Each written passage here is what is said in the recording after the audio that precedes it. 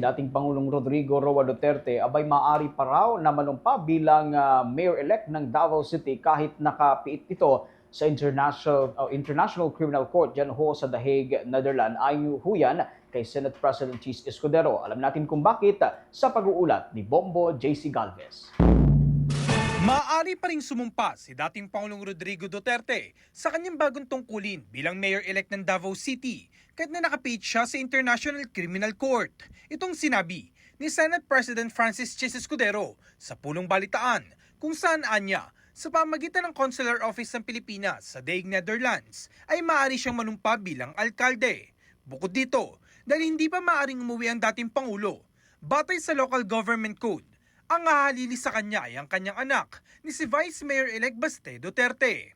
Iginit ni Escudero na ito'y karapatan ni Duterte sang-ayon sa rules ng The Hague at may proseso na sa ganitong mga sitwasyon. Pwedeng sumumpa sa kanyang bagong tungkulin bilang mayor muli si Pangulong Duterte sa pamamagitan ng ating consular office doon. Meron tayong tinatawag kaugnayan ng Consular Commission na consular visit. Pwede siyang puntahan kung papayagan niya at hihilingin niya ng ating consular officials para manumpa siya sa harap nila bilang mayor. Subalit, kung hindi siya makakauwi for circumstances or reasons beyond his control dahil nga nakadetine na siya sa The Hague, ayon sa Local Government Code, ang papalit ay ang Vice Mayor. Sa kasong ito, si Mayor Baste Duterte. Pwede lamang siya mag-appoint, mag-hire, mag-fire, makalipas ang 30 araw na bakante pa rin yung pwesto. But for the first 30 days, acting lang muna siya.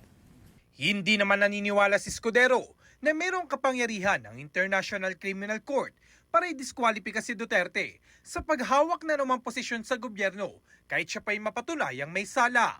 Paliwanag ng senador, kahit matulan si Duterte, hindi naman otomatikong absolute perpetual disqualification dito dahil ito'y nag-a-apply lamang sa ilang mga kaso at hindi saklaw ng korte sa bansang International Criminal Court.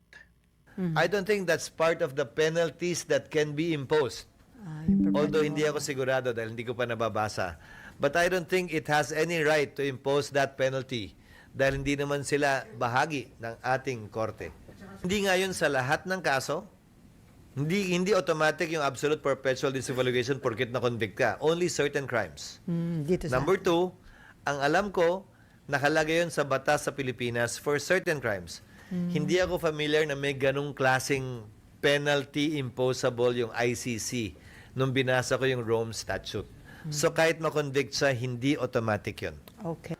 Para sa Bombo Network News, ako si Bombo JC Galvez nag-uulat para sa number 1 and most trusted radio network in the country, Bombo Radio Philippines, Basta Radio. Bombo!